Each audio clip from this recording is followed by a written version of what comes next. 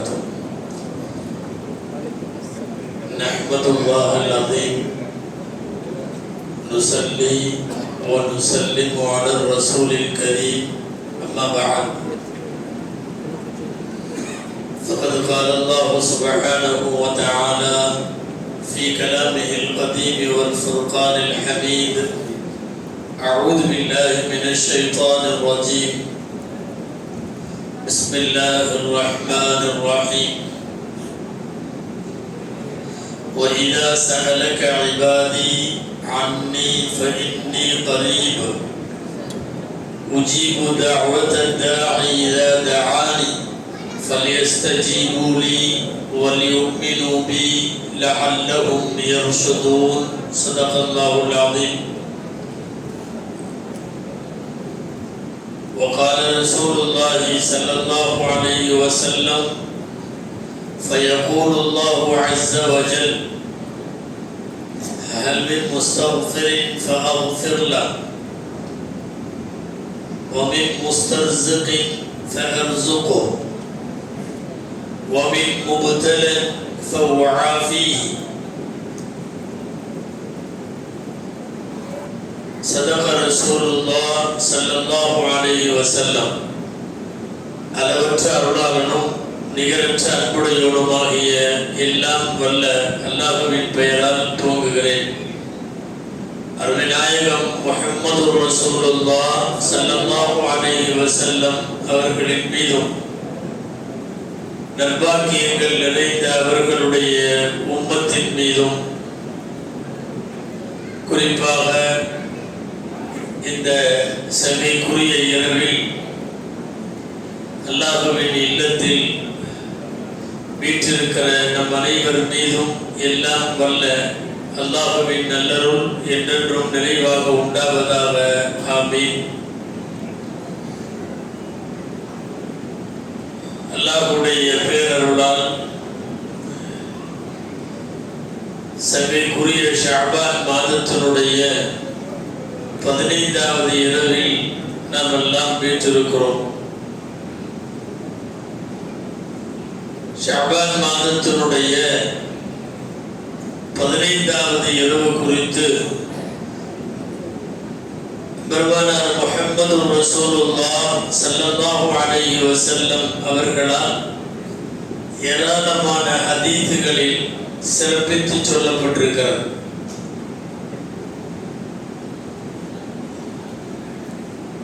அவ்வாறு சொல்லப்பட்ட பல்வேறு ஹதீஸ்களை நாம் கேள்விப்பட்டிருப்போம். சுமார் 10க்கும் மேற்பட்ட பெரிய பெரிய சஹாபிகள் ஷஅபான் மாதத்தினுடைய 15வது இரவை குறித்தும் அதன் மகத்துவத்தை குறித்தும் அறிவிப்பு செய்கிறார்கள். மிகவும் பிரபலமான திர்மிதி ஷரீஃப் சஹீஹான 6 கிரந்தங்களில் ஒன்று. ஒரு பாடத்திற்கு தலைப்பே என்னவென்றால் பாபு மா ஜாஅ ஃபீ லைலத்தின் நிஸ்ஃபி மின் ஷஅபான். ஷஅபான் மாதத்தினுடைய 15வது இரவை பற்றிய பாடம்.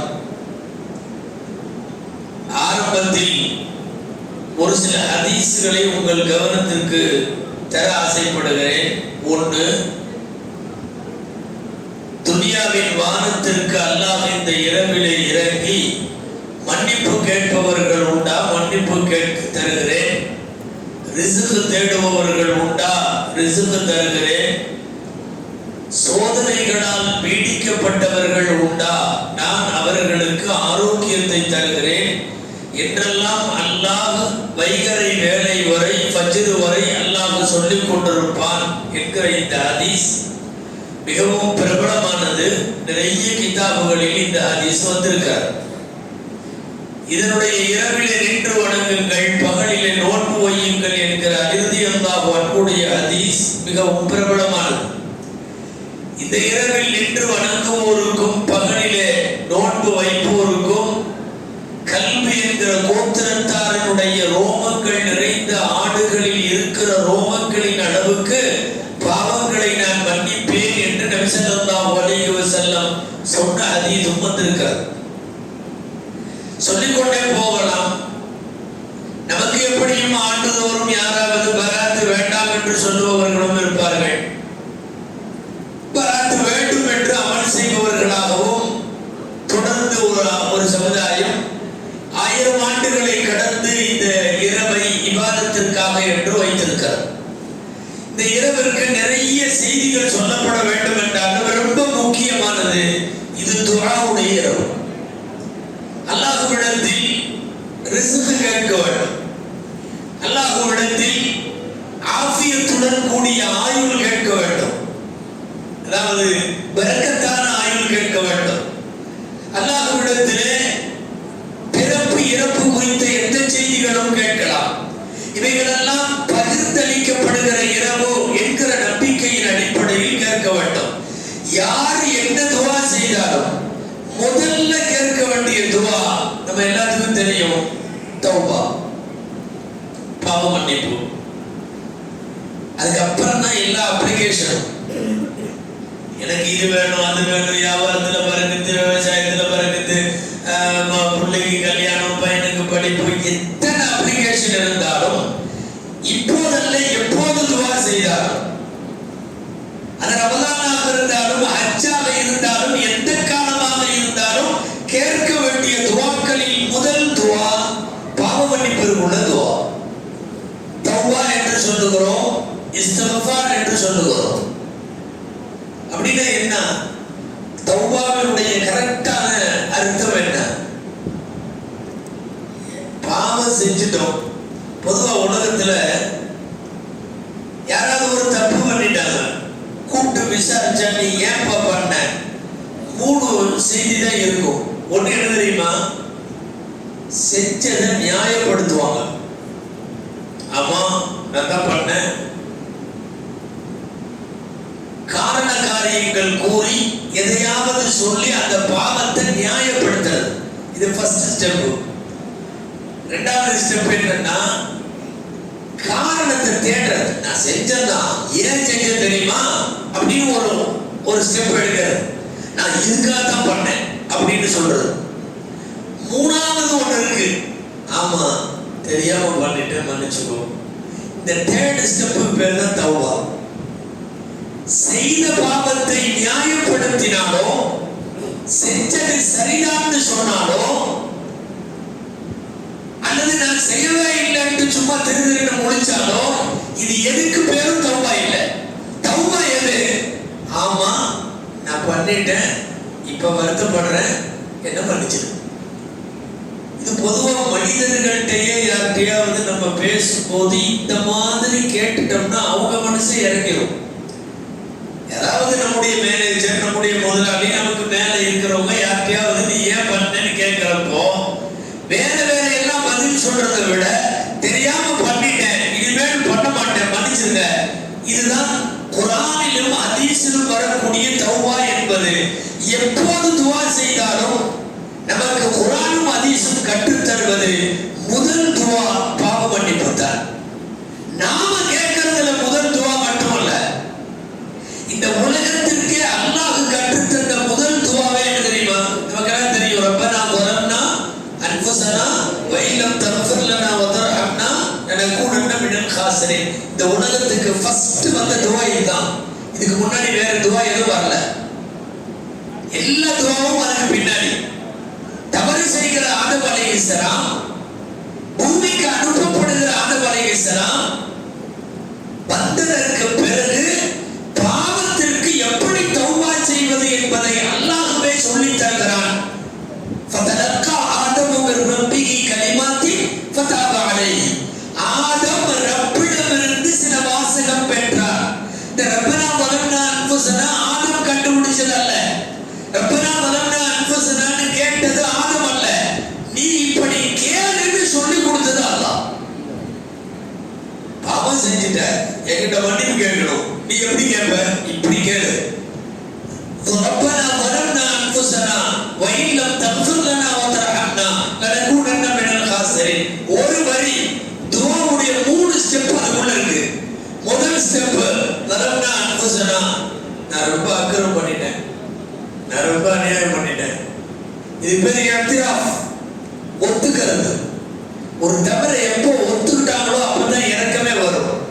நான் செய்யல அப்படி இப்படி சுத்தி வளைச்சு காரணத்தை முதல்ல ஒத்துக்கணும். முதல்ல அன்புசனம் அப்படின்னா என்ன அர்த்தம்? பழக்கம்னா அப்படி நோம்பினா நான் பாவத்தை ஏத்துக்கிறேன், நான் தெரியாம நான் வந்து அக்கிரமம் பண்ணிட்டேன்.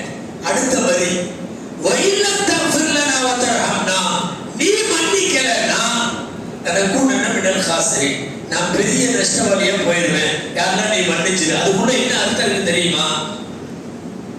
உன்னை தவிர வேறு யாரும் மன்னிக்க முடியாது. ஒருவேளை நீ மன்னிக்கவில்லை என்றால் நான் வீணாகி விடுவேன். அல்லாஹ்வை கேட்கிறதுக்குன்னு சில வாசகங்களை நமக்கு குர்ஆனிலும் ஹதீஸிலும் சொல்லி தரப்படுகிறது. அதுல முதல் வாசகம் இது. முதல் வாசகம் என்பதை விட இந்த உலகத்திற்கே முதலாய் வந்த துவா. அதனாலதான் நிறைய பேர் அல்லாஹும்ம ஸல்லி அலா சய்யிதினா கஃபர் ரப்பனா வலம்னா ஓதிடுவாங்க. ஃபர்ஸ்ட் துவா ஹஜ்ரத் ஆதம் அலைஹிஸ்ஸலாம் பூமிக்கு வந்ததுக்கு பிறகு ரொம்ப நாள் வரைக்கும் இப்படி பார்க்க மாட்டாங்களாம். வெக்கப்பட்டுட்டு இப்படி பார்க்க மாட்டாங்களாம். இந்த தௌபாவிற்கு பிறகு ஃபதாப அலைஹி இன்னஹு ஹுவத் தவ்வாபுர் ரஹீம், அல்லாஹ் இந்த தௌபாவை ஏற்றுக்கொண்டதற்கு பிறகுதான் வானத்தை நோக்கி அவர்களின் பார்வை போயிருக்கிறது. முதலில் கற்றுத்தரப்படுவது துஆக்களின் போது அதுதான். ஒண்ணும் இல்லை, கெஞ்சி கேட்கிற மாதிரி கேட்டு அல்லாஹ்ட்ட இறைஞ்சி விட்டால் அல்லாஹ் ஜல்ல ஷானஹு தஆலா மன்னிக்காம விட மாட்டான். பொதுவா குர்ஆன்ல நிறைய இடத்துல ஒரு வாசகம் வருது, அல்லாஹு லா யஸ்தஹி மினல் ஹக், அல்லாஹ் வெட்கப்பட மாட்டான். இது ஒரு இடத்துல இல்லை, நிறைய இடத்துல வருது. ஃபஇன்னல்லாஹ லா யஸ்தஹி மின்கும் فإن ذلك كان يؤذي النبي فيستحيي منكم والله لا يستحيي من الحق. ரசூலுல்லாஹ் கூட வெட்கப்படுவாங்க, அல்லாஹ் வெட்கப்பட மாட்டான். வெட்கப்பட மாட்டான் நிறைய சொல்றாங்கல்ல. ஹதீஸ்ல ரசூலுல்லாஹ் சொல்றாங்க, ஒரு இடத்தில் அல்லாஹ் வெட்கப்படுகிறான். இன்னல்லாஹ ஹய்யுன் கரீம், அல்லாஹ் ரொம்ப வெட்கம் உள்ளவன். எப்ப தெரியுமா? கேட்கிற ஒரு கரத்தை ஒண்ணுமில்லைன்னு அனுப்புறதுக்கு வெட்கப்படுவான். இந்த ஒரே ஒரு இடம் தான், வேற எந்த இடத்திலும் அல்லாஹ் வெட்கப்பட யாரா என்ன மன்னிச்சிரு. கேட்கிற ஒரு அடியானுக்கு மன்னிப்பு கொடுக்காம அந்த கையை வெறும் கையாய் காலியான கையாய் அனுப்பப்படுவதற்கு அல்லாஹ் வெட்கப்படுகிறார். கேட்கிற மாதிரி கேட்ட எத்தனையோ பேர் பெரிய பெரிய பாவிகள் மன்னிப்பு வாங்குவதற்கு அழகழகான வாசகத்தை அல்லாஹ்விடத்தில் சொல்லி மன்னிப்பு பெற்றார்கள். நம்ம கேள்விப்பட்டிருக்கலாம், ஹஜ்ரத் மூஸா அலைஹிஸ்ஸலாம் அவருடைய காலத்தில் இஸ்ரவேலர்களை சார்ந்த ஒரு மனிதர் ஒரு அல்லாஹ்விடம் துஆ கேட்கிறார். என்ன துஆ தெரியுமா? யாமன் லா ததுர்ருல் மஅசியா, அல்லாஹ் கூப்பிடுறார். வலா தன்குசுல் மக்ஃபிரா சமிஅது மினஸ் ஸாலிஹீன பிஅன்னக ரஹ்மான். என்ன துஆ சொல்றார் தெரியுமா? துஆவுடைய ஃபர்ஸ்ட் வரி யாமன் லா ததுர்ருல் மஅசியா, நான் செய்த பாவத்தால் எந்த இடையூறும் உனக்கு வந்ததில்லை. பாவம் நான் தான் செய்றேன், உனக்கு அதனால எந்த டிஸ்டர்பும் இல்லை. யாமன் லா தன்குசுல் மக்ஃபிரா, முழுசா மன்னிப்பு கொடுத்தாலும் கொஞ்சம் கூட உனக்கு குறைஞ்சு போகாது.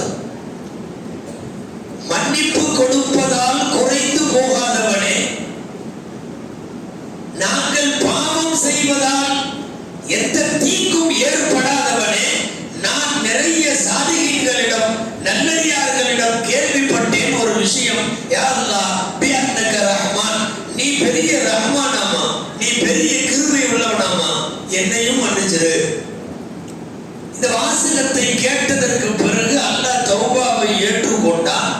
ஹஜ்ரத் மூஸா அலைஹிஸ்ஸலாம் உள்ளிட்டவர்களுக்கு அந்த ஊருடைய ஒரு பெரும் பாவி அல்லாஹ்விடத்தில் மன்னிக்கப்பட்டது குறித்து ஆச்சரியம். கடைசியில மூஸா அலைஹிஸ்ஸலாத்துக்கு வஹி என்ன வந்தது தெரியுமா?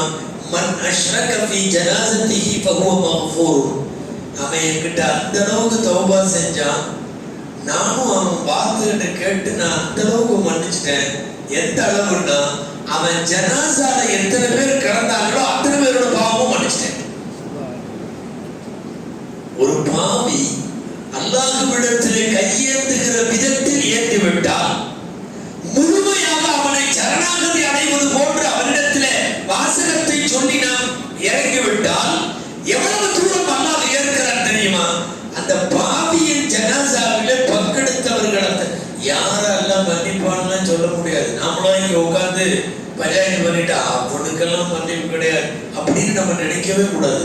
யாரெல்லாம் மன்னிப்பான்னே தெரியாது. இப்படி சொல்ற ஆளெல்லாம் மன்னிக்க விட்டுருவான். ஒரு பெரிய இறைநேசரா ஒருத்தர் இருந்தாங்க, முஹம்மது இப்னுல் முன்கதிர் ரலியல்லாஹு அன்ஹு. ஒரு குடிகாரன் ஜனாசாவில் கலந்துட்டாங்க.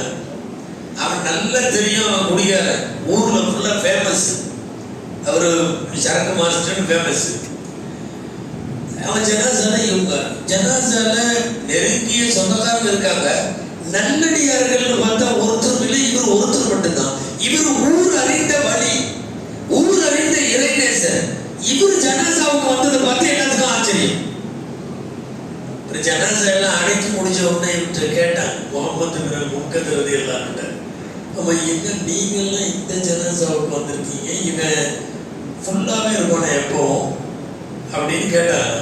சொன்னாங்க, குடிகாரன் தான், நல்லா தெரியும், அல்லாஹ்வுடைய ரஹ்மத்து இவனுக்கு இல்லை அப்படின்னு சொல்றதுக்கு எனக்கு வெட்கமா இருக்குது. அல்லாஹ்வுடைய ரஹ்மத்து இவனுக்கு இல்லைன்னு சொல்றதுக்கு எனக்கு வெட்கமா இருக்கு. அவன் அவ்வளவு பெரிய ரஹ்மத்தின் கஸானாவை வைத்திருக்கிறான். யார்? ரப்புல் ஆலமீன்.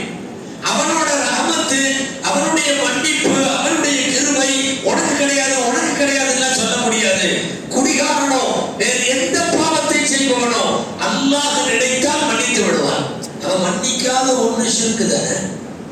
ஷிர்கை வயஃபிரு மா தூன தாலிக லிமன் யஷா. ஷிர்க் அல்லாத அனைத்து பாவங்களையும் மன்னிப்பான்னு வருதல்ல. அதனால இது போன்ற பாவிகளுக்கு இறைவனின் ரஹ்மத்து இல்லை என்று சொல்லுவதற்கு நான் வெட்கப்படுகிறேன். பெருமானார் ஸல்லல்லாஹு அலைஹி வஸல்லம் மன்னிப்புக்கு எவ்வளவு வாசகங்கள்லாம் சொல்லி கொடுத்தாங்க. ஒரு ஹதீஸின் வாக்கியம் இப்படி வருகிறது, அல்லாஹ்ட்ட கேட்கிறப்போ ஆழமான பொருள் கொண்ட நிறைய வார்த்தைகள் அல்லாஹ் கொடுத்துல மன்னிப்பு கேட்கிறேன். மக்ஃபிரத்துக அவ்ஸஉ மின் ذுனூபினா. யா அல்லாஹ், என்னோட பாவம் பெருசா உன் மன்னிப்பு பெருசா அப்படின்னு பார்த்தா உன் மன்னிப்பு தான் பெருசு. அதாவது செஞ்ச பாவத்தை செஞ்சுட்டோம், கேட்கிறப்போ என் பாவத்தை மன்னிச்சிருக்கு மட்டும் கேட்கல. கேட்கிறப்பவே என்ன கேட்கறதுன்னா, அவனை இறக்கப்பட வைக்கிற மாதிரி ஒரு டிசைன்ல கேட்கறது. மக்ஃபிரத்துக அவ்ஸஉ மின் ذுனூபினா, என் பாவத்தை விட உன்னுடைய மன்னிப்பு பெருசு. ஒரு ரஹ்மத்துக அர்ஜா மின் அஅமாலினா, என்னுடைய அமல் பெருசா உன் ரஹ்மத்து பெருசானா கண்டிப்பா உன் ரஹ்மத்து தான் பெருசு. நான் செய்யற அமல் எல்லாம் இத்துணூடு, அது கொசு, ரொம்ப கிள்ளி கிள்ளி எடுக்கப்படுகிற துளி துளி அமல்கள். என் அமலை விட உன் ரஹ்மத்து பெருசு, என் பாவத்தை விட உன் மன்னிப்பு பெருசு. எனவே அல்லாஹ் மன்னித்து விடும். இதெல்லாம் பெருமானார் ஸல்லல்லாஹு அலைஹி வஸல்லம் சொல்லி கொடுத்து அவர்கள் மூலமாக ஹதீஸ்களில் வந்த வாக்கியங்கள். துஆவுடைய இரவுகளில் கேட்கப்பட வேண்டிய பிரதானமான துஆ.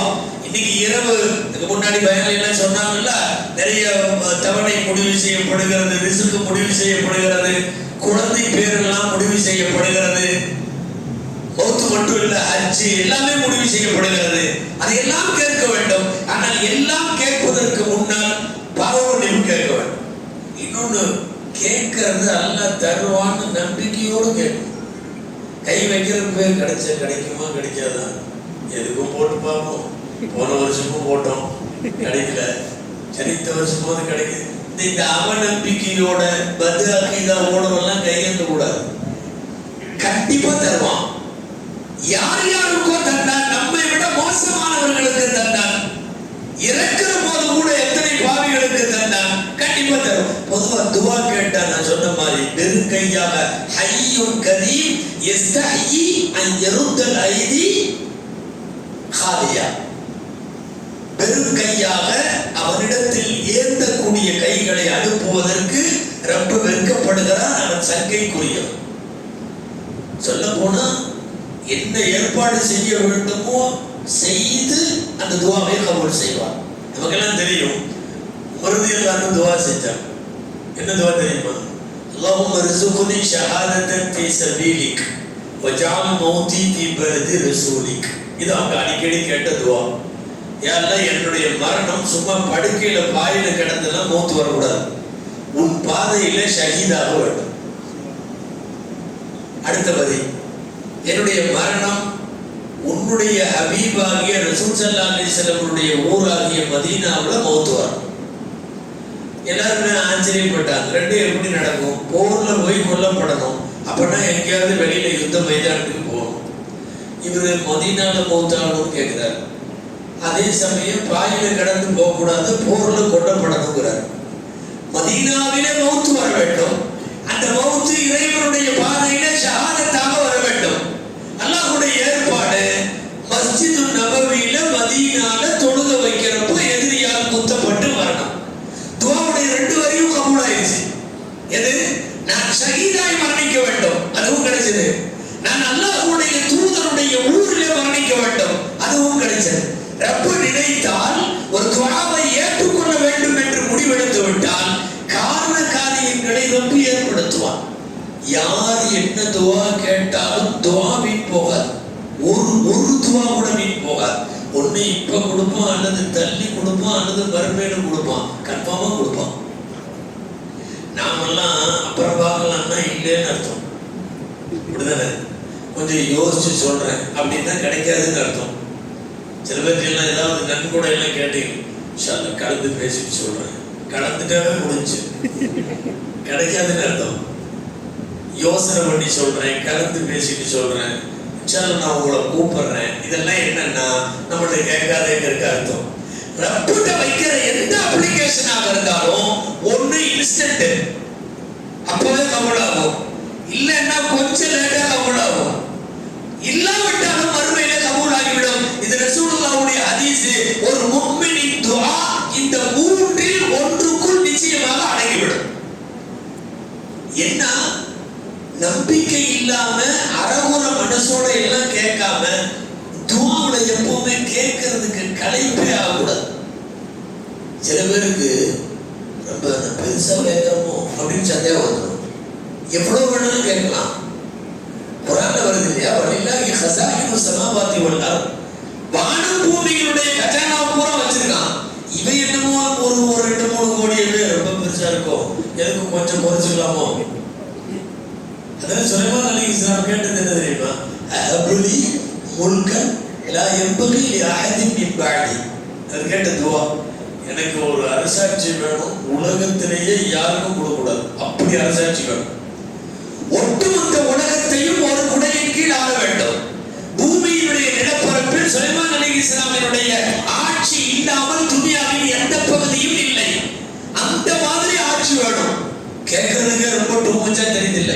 எனக்கு இந்த ஊர்ல ஒரு வீடு வேணும்னு கேட்கறது ஓகே, ஊர் பூரா என்னோடது அப்படிங்கிறப்ப நம்மளே என்ன நினைப்போம், கொஞ்சம் ஓவரா தெரியுதோ அப்படின்னு. ஆனா இது ஓவர் இல்லை.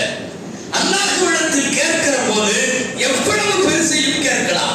ஒன்று கொடுப்பான், காரண காரியங்களை அல்லாஹ் தஆலா அதற்காக ஏற்படுத்துவான்.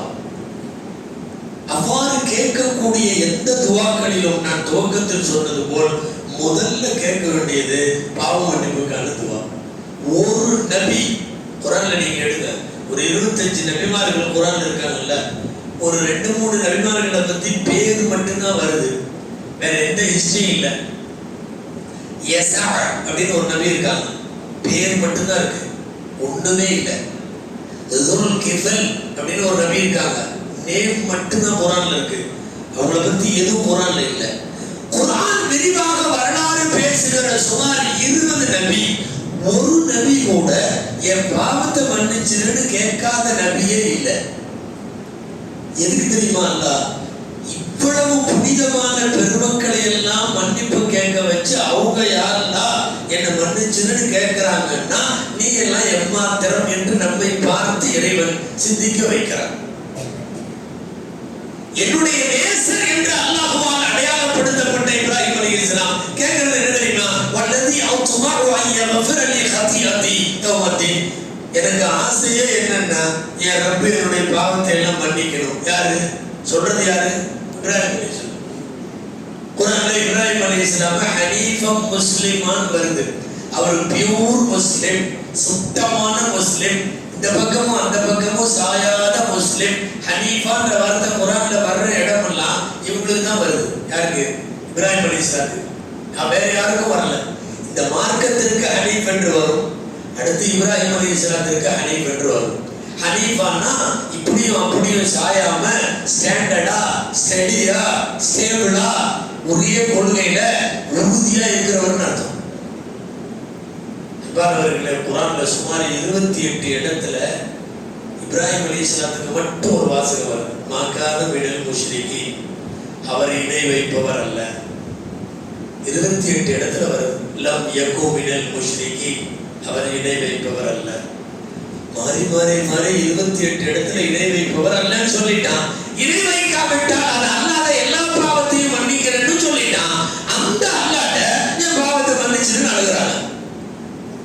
ஒரு நபி பாக்கி இல்லை.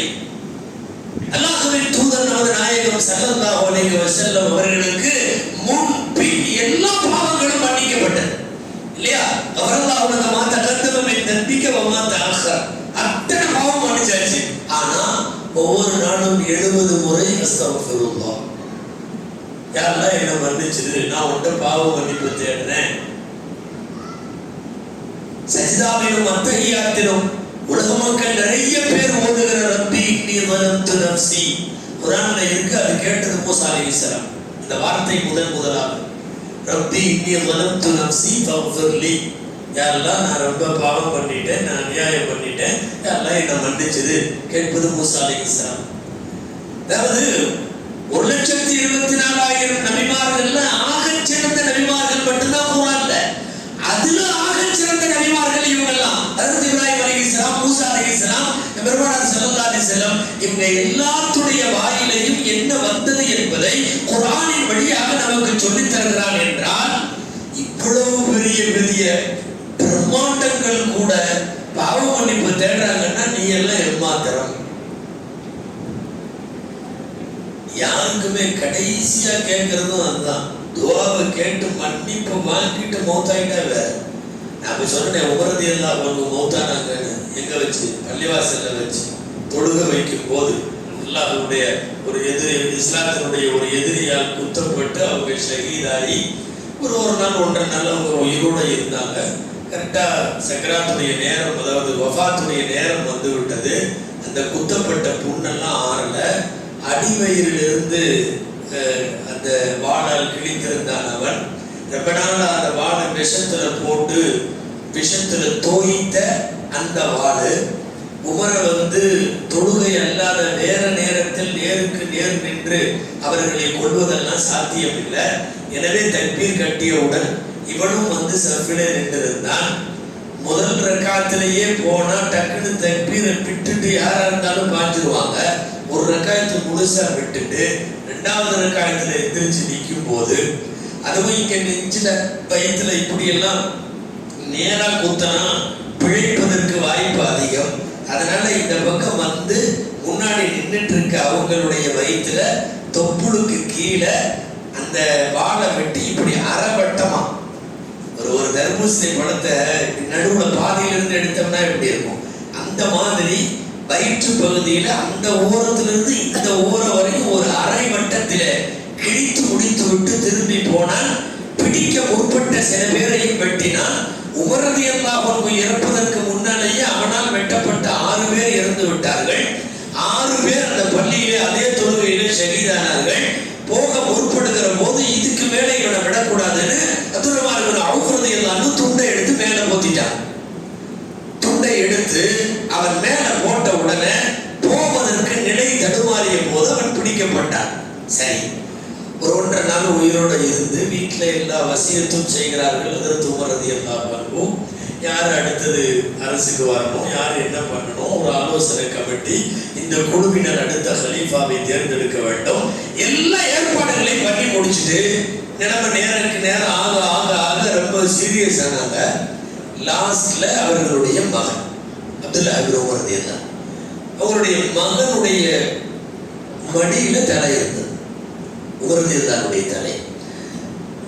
மடியில வச்சிருந்த தலைய உயிர் போற நேரத்துல சொன்னாங்க, தலையை இறக்கி கீழே போடு அப்படின்னாங்க. இல்ல இல்ல பரவாயில்ல, என் மடியிலேயே இருக்கட்டும், என் மடியிலே கீழே இறக்கி வை, ரெண்டாவது தடவை இறக்கி வை. இல்லை கொஞ்சம் கோவப்பட்டாங்க. சும்மா அரபுகிட்ட அப்படி ஒரு வாக்கியம் உண்டு, போய் உனக்கு தாயெல்லாம் போட்டோம் இறக்கி வை அப்படின்னு கொஞ்சம் சத்தம் போட்டான். இறக்கி வையினா அப்படியே தூக்கி தரையில போட்டான்.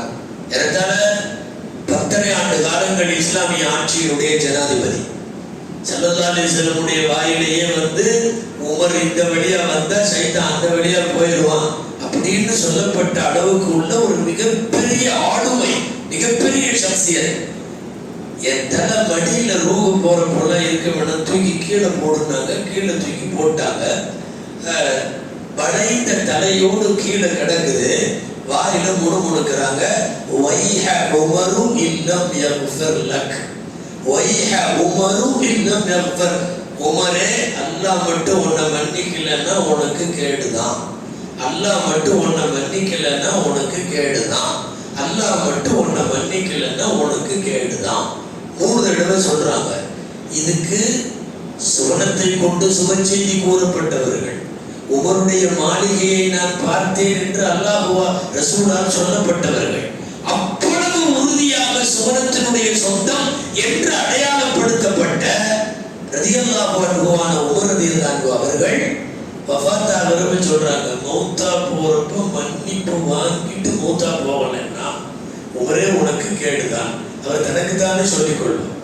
அதனால் தான் இறப்பதற்கு முன்னால பாவ மன்னிப்பு வாங்கிவிட வேண்டும்.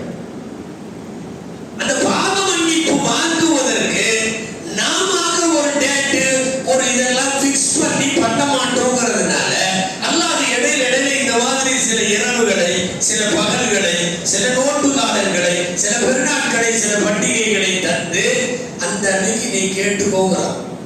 இப்ப நாம கொஞ்ச நாளா கேட்டுக்கவே மாட்டோம். முதல்ல என் பாவத்தை மன்னிச்சிரு அப்படின்னு கேட்டதே சில பேர் எல்லாம் போன நேரம் திரும்பதில்லையா இருக்கும். அதுக்கப்புறம் இப்பதான் வந்திருக்கோம்.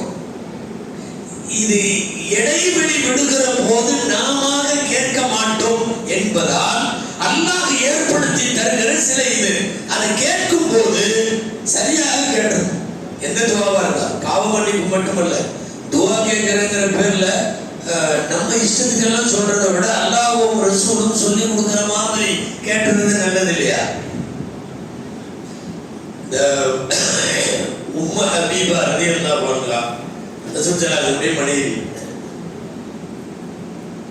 ஸல்லல்லாஹு அலைஹி வஸல்லமுடைய மனைவி விதவையாக இருந்து கை குழந்தையோட வேற ஒரு நாட்டில் மார்க்கத்துக்காக வேண்டி பெரிய முஜாஹதா செஞ்ச அந்த பெண்மணியை நபி ஸல்லல்லாஹு அலைஹி வஸல்லத்துக்கு திருமணம் செய்ய சொல்லி அல்லாஹ் சொன்னான். கை குழந்தையோடு நபி ஸல்லல்லாஹு அலைஹி வஸல்லம் திருமணம் செய்தார் உம்மு ஹபீபா. அவங்க பெரிய சஹாபிய பெண்மணி. அடிக்கடி துஆ செய்வாங்களாம், அல்லாஹும்ம ஆத்தில் உமர ஜௌஜி ரசூலில்லாஹி ஸல்லல்லாஹு அலைஹி வஸல்லம் வ உமர அபி சுஃபியான் வ உமர அகி முஆவியா. இது ஒரு துஆ அவங்க கேட்டது. யா அல்லாஹ், என்னுடைய கணவர் ரசூலுல்லாஹ்வுக்கு ஆயுள நீளமா கொடு, என்னுடைய தந்தை அபூ சுஃபியானுக்கு ஆயுள நீளமா கொடு, என் சகோதரர் முஆவியாவுக்கு ஆயுள நீளமா கொடு. கணவர் ரசூல் ஸல்லல்லாஹு அலைஹி வஸல்லம், தந்தை அபூ சுஃபியான், சகோதரர் முஆவியா, இவங்க 3 பேருக்கு ஆயுள நீளமா கொடு. இது எப்ப பார்த்தாலும் கேட்டே இருப்பாங்க. ரசூல் ஸல்லல்லாஹு அலைஹி வஸல்லம் காதுல விழுந்துச்சு இது துஆ. என்ன துஆ ஓதுது?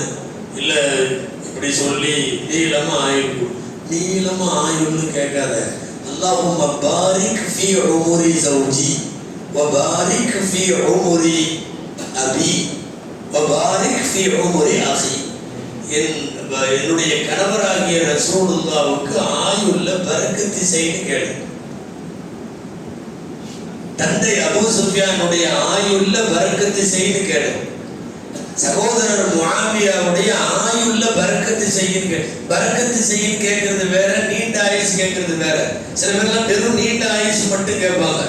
அல்ல 100 வயசு வரையும் கொடுத்து ஏதாவது ஒரு பக்கம் அடிச்சு போட்டு படுக்க வச்சான்னு வைங்களா, 25 வருஷம் படாத படம் போயிடும். நீண்ட ஆயுள் மட்டும் கேட்கக்கூடாது, ஆயுளில் பரக்கத்து வேண்டும்னு கேட்கணும். இது நபி ஸல்லல்லாஹு அலைஹி வஸல்லம் உம்மு ஹபீபா ரலியல்லாஹு அன்ஹாவுக்கு திருத்தி தர்றாங்க. 100 வயசு நம்ம கேட்க வேண்டாம், எல்லாம் கொடுத்துட்றாங்க. 30 வயசு முடங்கி போட்டா திடீர்னு எங்கேயாவது மீட்டிங்ல உட்காந்துருக்கிறப்போ ஒரு பக்கம் அடிச்சு கொண்டு போய் ஆஸ்பத்திரியில போட்டா யாரையோ போட்டிருக்காங்க. சொல்றேன், ஆயுள் நீளமா கேட்கறது அப்படிங்கிறத விட பரக்கத்தாய் ஆயுள் வேண்டும். ஆயுள பரக்கத்தை எல்லாம் கொடுத்துட்டா போதும். அது கொஞ்சமோ நெஞ்சமோ என்னென்னவெல்லாம் வாழ்க்கையில லட்சியமான வேலைகளோ அவ்வளவையும் செஞ்சு முடிச்சிடலாம் அந்த ஆயுஷ்ல. அப்படி ஒரு இது அல்லாஹ் தஆலா அவங்க ஆயுஷ்ல பூரா பரக்கத்தை கொடுத்தான். ஸல்லல்லாஹு அலைஹி வஸல்லம் ஆயுஷ் 63 தான். ஆனா 63ல அவங்க செஞ்ச வேலை 600 வருஷம் நம்ம உட்கார்ந்து பண்ண முடியாது. அதுக்கு பேர் ஆயுள்ல பரக்கத். அபூ சுஃபியான் ரலியல்லாஹு அன்ஹு எக்கச்சக்கமான வேலைகள் செய்தார்கள். ஆரம்ப காலத்துல காஃபிர்களின் தலைவர், பின்னாலே இஸ்லாமியர்களின் தலைவர். பெரிய பரக்கத்தை அல்லாஹ் கொடுத்தான். ரசூலுல்லாஹ் திருத்தி கொடுத்த பிறகு இந்த மாதிரி எல்லாம் துஆ செய்ய ஆரம்பிச்சாங்க. அதே போல அவங்க சகோதரன் முஆவியா ரலியல்லாஹு ஷாம் தேசத்தினுடைய 28 வருஷ கவர்னர். அல்லாஹ் அக்பர். இன்னைக்கு வரைக்கும் நீங்க சஹாபாக்களின் வரலாறுகளை, இஸ்லாமிய வரலாற்றை எழுதினால் முஆவியா ரலியல்லாஹு தள்ளி வச்சு எழுத முடியாது. பிறப்பிலிருந்து இறப்பு வரை அதிசயத்திற்குரிய சஹாபிகள்ல ஒருத்தர் முஆவியா ரலியல்லாஹு. முஆவியா ரலியல்லாஹுடைய தாயார் யாருன்னு தெரியுமா? யாராவது சொல்லுங்க. கரெக்ட், ஹிந்தா அம்மையார். நம்ம சொல்றோமே, ஹிந்தா ஹம்சா ரலியல்லாஹு கொலை செஞ்சவங்க அப்படி பண்ணாங்க இப்படி பண்ணாங்க.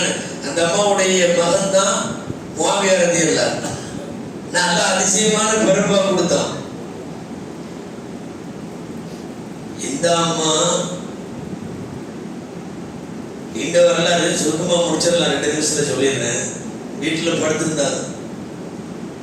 அவர் கணவர் ஒருத்தர் நல்ல மனுஷன், ஃபாக்கிஹ்னு பேர். அவர் பேர் ஃபாக்கிஹ். ஊர்ல நிறைய தான தர்மம் எல்லாம் பண்ணுவாரு. அதனால அவரை தேடி எப்பவுமே ஆட்கள் வந்துட்டு இருப்பாங்க. இந்த அம்மா இந்த உள்ள ரூம்ல படுத்திருந்தாங்க.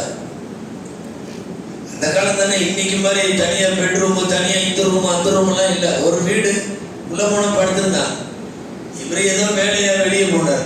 யாரு? கணவர் ஃபாக்கிஹ். இப்படி வெளியே போய் அப்பதான் போயிருப்பாரு. ஒருத்தர் தேடி உள்ள வந்தார். நேரா வீட்டுக்குள்ள போயிட்டார். இப்ப மாதிரி காலிங் பெல் எல்லாம் கிடையாது. நேரா உள்ள போனா அந்த அம்மா படுத்திருக்காங்க. இது என்ன வம்பா இருக்குது, பொம்பளை படுத்திருக்காங்கன்ட்டு அப்படி திரும்பி வந்தார். இவர் போனவர் என்னத்தையோ மறந்து வச்சுட்டு வந்த மாதிரி டப்புன்னு திரும்பி வர இவர் வெளியே போக இந்த போறவரை விட்டுட்டாரு. இந்த ஃபாக்கிஹ் நேரா உள்ள வந்து எழுப்பி விட்டு, யார அந்த அம்மா யாரு? ஒருத்தன் இங்கிருந்து போறானே, அவன் யாரு? இங்க வரு, நான் தூங்குற பூனி தான் இருந்தேன், இப்ப நான் முடிக்கிற பூனி தான் இருக்கிறேன், இடையில என்னமோ யாருங்கிற. இல்ல யாரும் வந்துட்டு போனாங்க. அந்த ஆளு என்ன மாதிரி மனுஷன் சொல்லணும் டக்குன்னு சொல்லிட்டாரு. அல்ல ஹெக்கி பி அகலிக்கு, உங்க வீட்டுக்கு போயிரு. நம்ம சொல்றோம்ல, உங்க அம்மா வீட்டுக்கு போ, எதா இருந்தாலும் அப்புறம் பேசிட்டு உங்க அம்மா வீட்டுக்கு போட்டாரு. அந்த அம்மா ஏற்கனவே கோபமானவங்க. இந்த அம்மையார் ஒரு பெரிய அந்த காலத்துல ரௌத்ரம், ஆனா நெருப்பு, யாரும் தொடரலாம் முடியாது, தொட்டானா தொலைஞ்சாங்க. அந்த மாதிரி லிஸ்ட். டக்குன்னு பட்டி தூக்கி நேரா போயிட்டார். போனா அவங்க தகப்பனார் உத்துவா, என்னம்மா இல்லை இப்படி சொன்னா. அவங்க அத்தா கேட்டாரு, இந்தா உன்னை பத்தி எனக்கு தெரியும், உன்னை எவனும் பக்கத்துல கூட வர முடியாது, நீ நெருப்பு, பொசிக்கிருவ, சுற்றுவ, உன்னை தொட்டானா அவன் தொலைஞ்சான்.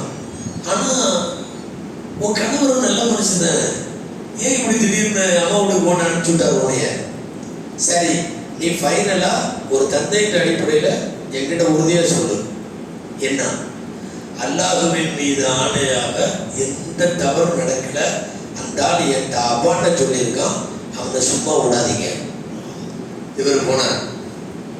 தகப்பனார் யாருங்க, கொஞ்சம் கூட இருக்கிறீங்களான்னு பார்த்துக்கிறேன், வேற ஒன்றும் இல்லை. ஒத்துவா, இவர் என் மகளை தவறு சொல்லி வீட்டுக்கு அனுப்பிச்சு விட்டுருக்க, மரியாதையா ஆதாரத்தோட நிரூபிச்சிரு, நீ என்ன சொன்னாலும் நான் ஏற்றுக்கிறேன். இல்லையா வா, இதுக்கு ஒரு முடிவு கட்டுவோம். என்ன முடிவு? அந்த காலத்துல ஒண்ணு உண்டு. யமன் நாட்டுல ஒரு பிரபலமான ஜோதிடன் ஒருத்தர் இருந்தான். ஒரு பஞ்சாயத்து பண்றவன் இருக்கு, அவன்கிட்ட தான் எல்லாம் போவாங்க. கும்பலா எல்லாம் சேர்ந்து போய் அவன்கிட்ட கேட்பாங்க, அவன் சொல்றதான் தீர்ப்பு. ஒண்ணு யமன்ல உள்ள ஜோதியன்ட்ட போலாம், இல்ல நீ ஆதாரத்தோட நிரூபி. அவர் சொன்னாரு ஆதாரம்னா என்கிட்ட இல்ல, வா யமனுக்கு போலாம். கிளம்பிட்டாங்க. அந்த ஃபாக்கிஹ் அப்படிங்கிறவன் மக்கால ஃபேமஸான குடும்பம், பனு மக்ஸூம் குடும்பம். ஒரு 40 பேர்த்த அந்த தள்ளிட்டார். எந்தாவுடைய குடும்பம் நமக்கெல்லாம் தெரியும். ரசூல் ஸல்லல்லாஹு அலைஹி வஸல்லமோடு தொடர்புடைய பனு அப்து முனாஃப், அவங்கெல்லாம் ஒரு 14 பேர் கூட்டிட்டாங்க. வா போலாம். கும்படா எல்லாம் கூட்டமா போய் யமனுக்கு போயாச்சு. அடுத்து உள்ள நுழையணும். அவர் உட்காந்துக்காரு, யமனுடைய ஜோதிடர். உள்ள போறப்போ இவங்களுக்கு லேசா முகமெல்லாம் மாறுது. இந்த அம்மையா இருக்கு, ஒரு மாதிரி இருக்குது, ஒரு மாதிரியா இருக்கு. தகப்பனார் கண்டுபிடிச்சிட்டார், இங்கதான் இதுவரை நல்லா தான் வந்தார். உள்ள போற நேரத்துல திடீர்னு படபடப்பா தெரியலையே என்ன இல்ல. இப்பவும் சொல்றேன், அல்லாஹ் மேல சத்தியமா எந்த தவறும் நடக்கல. இந்த புருஷன் என்னை அவான்னு சொல்லியிருக்கான், அவரை சும்மா விடக்கூடாது. நீங்க ஒண்ணு கூட்டிட்டு போற இந்த மனுஷன் தானே, தப்பா என்னத்தையாவது சொன்னான்னா காலம் பூரா நான் என்ன பண்ண முடியும்? இப்ப அவன் சொல்றதா வேலை பார்க்கிற மாதிரி அவ்வளவு பேர் வந்திருக்காங்க. பெண்கள் 20 பெண்கள் இந்த பக்கமும் அந்த பக்கமும் உள்ள நுழையிறது 40 பெண்கள் நுழையிறோம். அவன் பார்த்து இந்த பொம்பளை சரியில்லைன்ட்டானா சரியில்லைதான், அவன் பார்த்து சரியிட்டானா சரிதான். அதனால கொஞ்சம் யோசனையா இருக்கு. 1000 இருந்தாலும் மனுஷன் தானே. இந்த வாசகம் இன்னைக்கு ஜோதிடர்கிட்ட போறாங்கன்னா யோசிக்கணும். இந்த அம்மாவுடைய வாசகம் எது? மனிதன், அவன் தவறு செய்வான். நீ நல்ல பொண்ணு, நீ நெருப்பு, உனக்கு அப்படியெல்லாம் நடக்காது, வா. உள்ள கூட்டு போயிட்டான். எந்த விஷயத்தையும் சொல்லல. இந்த பெண்களை பத்தி ஏதாவது சொல்லணும்னு 40 பேர்த்த உட்கார வச்சான். 20 பேர் மஹ்சூமிய பெண்கள், 20 பேர் அப்து முனாஃபுடைய பெண்கள். ஒவ்வொருத்தர் தலையிலே கை வச்சார். என்ன சொல்லி எந்திரிச்சு போ அர்த்தம். என்ன சொல்லி எந்திரிச்சு போ, என்ன சொல்லி எந்திரிச்சு போ. வரிசையா வந்த உடனே ஒரு 10-15 தலைக்கு அப்புறம் இந்த அம்மா உட்கார்ந்துருக்காங்க. தலையில கை வச்சான். இந்த ஹதி غير نسحة ولا زانية تلدين ملكا يقال له معاوية. ரொம்ப சரியா சொன்னாங்க. கை வச்சுட்டு எந்திரிச்சு போ. உன் மீது கரை இல்லாதவள், எந்த விதமான தவறுக்கான அறிகுறி இல்லாத பெண்ணாக போ. உனது வயிற்றில் வருங்காலத்தில் ஒரு குழந்தை பிறக்கும், அந்த குழந்தை அரசராக ஆகும், அந்த அரசருக்கு பெயர் முஆவியா. போ. எல்லாத்துக்கும் ஆச்சரியம். இப்ப என்ன ஆயிடுச்சுன்னா, அடுத்து ஒரு குழந்தை இந்தாவுக்கு அந்த வயிற்றுல பிறக்கிற குழந்தை என்னவாக போகுது? அந்த வீட்டுக்கார் பாக்கி வாமா போடாண்ட மரியாதையா போயிரு. என்ன சொல்லி கொண்டு வந்து என்னை விட்டுருக்கீங்க இல்லையா? இப்ப லைட்டா வயிற்றுல ஒரு குழந்தை பிறக்கும், அது அரசராக போகுது. இந்த குழந்தைக்கு பேரு முஆவியான உடனே மெதுவா கையை பிடிச்ச உடனே போயிருன்னு சொல்லிட்டு தகப்பனார் உத்துமாவை கூப்பிட்டு, அடுத்து வரக்கூடிய எந்த சம்பந்தமா இருந்தாலும் என்கிட்ட கேட்டுட்டு எனக்கு கல்யாணம் பண்ணி வைங்க. இந்த கண்டனெல்லாம் கண்டதையெல்லாம் சொல்லிட்டு இருக்க கூடாதுன்னா. அதே மாதிரி ஊருக்கு போன உடனே இந்த திருமணத்திற்கு தயார் என்று சொன்ன உடனே நிறைய பேர், குறிப்பாக ஊர் தலைவர்கள் 2 பேர் வந்தாங்க. ஒருத்தர் சுஹைல் பேரு, இன்னொருத்தர் அபூ சுஃபியான். 2 பேரும் வந்த உடனே யாரம்மா கட்டிக்கிறேன்னு கேட்டார் உத்துபா. அபூ சுஃபியான் அப்படின்னு சொன்னாங்க. அபூ சுஃபியானை திருமணம் செய்தார்கள். நான் எங்கிருந்தோ எங்கேயோ போயிட்டேன்னு நினைக்கிறேன். எங்க சொல்லிட்டு இருந்தோம் ஞாபகம் இருக்கா? எனது கணவர் ரசூலுல்லாவுக்கு ஆயுளிலே பரக்கத்து செய். எனது தந்தை அபூ சுஃபியானுக்கு ஆயுளிலே பரக்கத்து செய். எனது சகோதரர் முஆவியாவுக்கு ஆயுளிலே பரக்கத்து செய். ஆயுள் நீளம்னு கேட்க வேணான்னு ரசூல் ஸல்லல்லாஹு அலைஹி வஸல்லம் திருத்தி கொடுக்குறாங்க. திருத்தி கொடுக்குறப்போ ஆயுள் நீளம்னு கேட்காதீங்க, என்னன்னு கேட்கணும்? ஆயுளில பரக்கத்து கொடுன்னு சொல்லி. ஏன்னா படுத்த படுக்கையோட இருந்துட்டா சில பேருடைய பாடெல்லாம் பெரும்பாடு. நான் முன்னாடி ரம்ஜான்ல பேசினப்போ ஒரு தடவை அஞ்சுகரையிலே சொல்லியிருக்கேன். சில பேருடைய இழுத்துட்டே இருப்பாங்க, பார்த்தீங்களா, சீக்கிரத்துல போகாது. இந்த வீட்டுல இருக்கிறவனெல்லாம் சீக்கிரம் போகணும்னு எதிர்பார்ப்பான். அந்த மாதிரி ஒரு கொடுமை வேற ஒன்றும் இல்லை. லேசா கொஞ்சம் மோசமா இருந்துச்சுன்னா போனை பண்ணி விட்டுருவானுங்க, எல்லாம் வந்து வேற உட்காந்துக்குவான். எப்படி இருக்காரு இருக்காரு அவன் போகணுன்ற எதிர்பார்ப்போட இருப்பான். இன்னைக்கு போயிடும் நாளைக்கு போயிடும். சில டாக்டர்களும் சொல்லி அனுப்பிச்சிருவாங்க, ஒரு 48 மணி நேரம் பண்றதெல்லாம் பண்ணீங்க, சொல்றவங்களுக்கெல்லாம் சொல்லிருங்க, மனசை தேத்திங்க, என்னென்னமோ சொல்லிடுவாங்க. 48 மணி நேரம் 7 நாள் ஆனாலும் அவர் ஜம்முன்னு இருக்கும் அந்த மையம். இவன் 48 மணி நேரம்னு நம்பி கிராமத்துல மெட்ராஸ்லாம் போயிடுவான். போய் உட்காந்துட்டே இருப்பாங்க, என்ன நடக்கும் என்ன நடக்கும். இந்த மாதிரி நேரத்துல பாத்தீங்கன்னா அந்த வீடுக்காரன் அஜித்துட்டு வருவான். இதுல துவா செய்யுங்க, எதுக்கு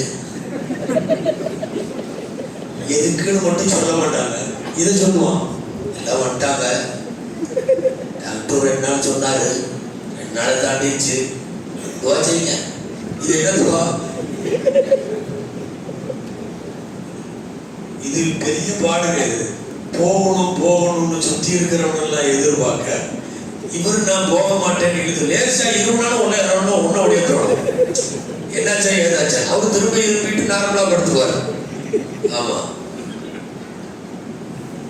ஒரு அஜர்த்தை இப்படிதான் கூட்டிட்டு போனாங்க. டைம் எல்லாம் முடிச்சு வச்சு எல்லாம் ஊர்ல இருந்து வந்தாச்சு, மற்றவங்க இங்க உட்காந்துட்டே இருக்கிறாங்க. ஏதாவது வாங்க செத்துன்னு சொல்லி ஓதி பார்க்குறது. அவன் என்ன நம்பிக்கையில கூட்டு போயிருக்கான் தெரியுமா? வேற மாதிரி ஓதுறது. அவர் போய் என்னத்தை ஓதி விட்டாருன்னு தெரியல, எந்திரிச்சு உட்காந்துருச்சாங்க. அதாவது ஆயுள் நீளமாக கிடைத்தும் கூட அந்த ஆயுள் சரியான முறையில இல்ல, படுக்கையோட கிடக்கிறோம், ஒரு சைடு அடிச்சுட்டு கிடக்கிறோம், அல்லது அடுத்தவர்களை சார்ந்து வேறொருத்தருடைய டிபெண்டா நம்ம இருக்கிற மாதிரி லைஃப்னா அது தப்பு. அதனால நபிசல்லாஹு சொல்லி கொடுத்த வாசகம், ஆயுள் அல்லாஹ்விடத்துல ஆயுளில பரக்கத்து செய் என்று கேட்கவன். என்ன துவாக்கள் வேண்டுமானாலும் கேட்கலாம். நான் சொன்னது போல முதலில் பாவ மன்னிப்பு கேட்கலாம், அதுக்கு அடுத்தது ஹலாலான ஆஜத்துகள் என்று சொல்லி கேட்கலாம். முதல்ல ஒண்ணு தெரிஞ்சுக்கோ, இந்த குர்ஆன்ல உள்ள வாசகம் எல்லாம் இருக்குல்ல, நம்ம துவாக்கள்ல ஆக பிரதானம் அந்த துவா தான். குர்ஆன்ல உள்ளது எல்லாமே ரப்பனா தலம்னா அன்ஃபுஸனா ரப்பனா ஆத்தினா ஃபித் துன்யா, சிலர்ல ரப்பனா ஆத்தினா வாம்பாங்க. ஆக பெரிய மலை அளவு நன்மைகளை கொண்ட துவா அது. அதனால தான் உங்களுக்கு ஹஜ்ஜில நிறைய இடத்துல ரப்பனா ஆத்தினா தான். எனக்கு எவ்வளவு பெரிய துவாவெல்லாம் மனப்பாடமா தெரிஞ்சிருந்தாலும் நான் தவாஃப்ல என்ன ஓத சொல்றாங்க என்னைய குறிப்பாக ரப்பனா ஆத்தினா ஓத சொல்றாங்க. மினால, அரபால, முஸ்தலிஃபால எல்லா இடமும் ரப்பனா ஆத்தினா. ரப்பனா ஆத்தினா என்பது திரும்ப திரும்ப ஓதுறதுனால நம்மள்ட்ட அது கொஞ்சம் வெயிட்லெஸ்ஸா தெரியுது. அல்லாஹ்ட்ட அது ஆக பெரிய வெயிட்டான துவா. பொதுவாக குர்ஆன்ல உள்ள எந்த துவாக்களும் லா இலாஹா இல்லா அன்த சுப்ஹானக இன்னி குன்து மினல் ஸாலிமீன் ஸல்லல்லாஹு சொன்னாங்க. யாராவது ஒருத்தர் நோய்வாய்ப்பட்டிருக்கிறப்போ அந்த நோயோடவே படுத்துக்கிட்டு கஷ்டத்தோட கஷ்டமா 40 தடவை லா இலாஹா இல்லா அன்த சுப்ஹானக இன்னி குன்து மினல் ஸாலிமீன் ஓதிட்டு அவர் அந்த நோயிலேயே போயிட்டாருன்னா ஷஹீதுடைய நன்மை கிடைக்கும். ஒரு கால் போகாமல் அவர் பொழைச்சிட்டாருன்னா முந்தைய எல்லா பாவமும் மன்னிக்கப்படும் இருக்கு. எப்போ நோய்வாய்ப்பட்டிருந்த போது 40 தடவை லா இலாஹா இல்லா அன்த சுப்ஹானக இன்னி குன்து மினல் ஸாலிமீன் அப்படின்னு அவர் நோயிலேயே ஓதிவிட்டு வதூஃபிய ஃபீ மர்தி மௌதிஹி ஃபகுதிப அலைஹி அஜ்ரு ஷஹீத் வ இன் பரிஅ, ஒரு கால் குணம் ஆயிட்டாருன்னு சொன்னா உஃபரத் ஜமீஉ துனூபி, அவருடைய எல்லா பாவமும் மன்னிக்கப்படும். குர்ஆன்ல வர லா இலாஹா இல்லா அன்த சுப்ஹானக இன்னி குன்து மினல் ஸாலிமீன், குர்ஆன்ல வர ஹஸ்புனல்லாஹு வ நிஅமல் வக்கீல், அல்லாஹ்வினுடைய வார்த்தைகளால் கற்றுத்தரப்பட்ட துஆக்கள் என்னவோ அவைகள் பிரதானமாக இருக்கிறது. அல்லாஹ்வுடைய தூதர் ஸல்லல்லாஹு அலைஹி வஸல்லம் நிறைய துஆக்களில் அல்லாஹ்வினுடைய வார்த்தைகளை பயன்படுத்தி இருக்கிறார்கள். நீண்ட நேரம் பேசுவதற்கான இரவு என்பதை விட இது தனிப்பட்ட முறையில் தொழுகுவதற்கும் துஆவுக்குமான இரவு. அல்லாஹ்விடத்தில் துஆ செய்வோம். அல்லாஹ் ஜல்ல ஷானஹு தஆலா நம் அனைவருடைய எல்லா பாவங்களையும் அல்லாஹ் மன்னிப்பானாக. நம் ஆயுளிலே அல்லாஹ் பரக்கத்து செய்வானாக. நாம் நம்மை ஈன்ற பெற்றோர், நம்முடைய நம்முடைய உறவினர்கள், நம்முடைய குடும்ப உறுப்பினர்கள் எல்லோருடைய பாவங்களையும் அல்லாஹ் மன்னிப்பானாக. நம்முடைய பாவங்களை விட அவன் மன்னிப்பு விசாலமானது, நம்முடைய அமல்களை விட அவன் ரஹ்மத்து விசாலமானது. அல்லாஹ் அத்தகைய மன்னிப்பை நம் எல்லோருக்கும் தருவானாக. ஆமீன். வ ஆகிரு தஅவானா அல்ஹம்துலில்லாஹி ரப்பில் ஆலமீன். அஸ்ஸலாமு அலைக்கும் வ ரஹ்மத்துல்லாஹி வ பரகாத்துஹு.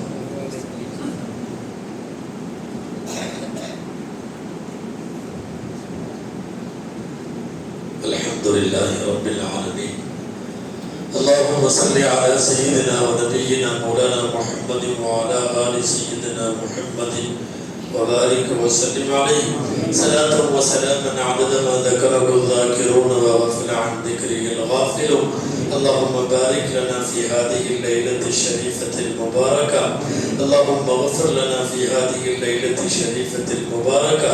اللهم إنا نسألك ما وعدتنا في هذه الليلة الشريفة المباركة. اللهم إن كنت كتبتنا من الأشقياء فامحوها واثبتنا من السعداء يا رب العالمين. اللهم إن كنت كتبتنا من السعداء فاثبتها واحشرنا في زمرة السعداء يا رب العالمين. اللهم وسع أرزاقنا وبارك لنا في أرزاقنا وبارك لنا فيما رزقتنا رزقا كاملا حلالا طيبا وشفاء من كل داء. اللهم اشف أمراضنا وأمراض المسلمين يا شافي الأمراض.